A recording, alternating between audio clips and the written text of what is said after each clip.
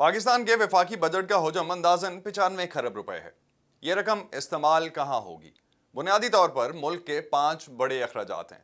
Budget का तकरीबन 45% पुराने कर्जों की अदायगी में जाता है और बाकी 55% से पूरा मुल्क चलता है। और इसमें से सबसे बड़ा हिस्सा यानी 30% से ज्यादा दिफाई अखराजात पर लगता है, 15% तरक्याती कामों के लिए रखा जाता है और तकरीबन 18% सूबों को दिया जाता है। इसके अलावा हुकूमत चलाने के लिए और सरकारी मुलाजमीन की तनख्वाहों और पेंशन के लिए तकरीबन 20% रखा जाता है। इसको आप ऐसे अपने लिए देख सकते हैं जैसे आपकी तनख्वाह 1 लाख रुपए है, आप अपने पुराने कर्जे चुकाने के लिए हर माह 45,000 रुपए देते हैं, अपने दिफा पर 20,000 रुपए खर्च करते हैं, घर के अखराजात और मुलाजमीन की तनख्वाहों के लिए 20,000 रखते हैं, अपने बच्चों को 10,000 उनके अखराजात के लिए देते हैं, तो बाकी बचे 5,000। इसमें आप किसे क्या पढ़ाएंगे, किसकी सेहत का क्या ख्याल रखेंगे, क्या तरक्की करेंगे? यही पाकिस्तान के लिए सबसे बड़ा सवाल है।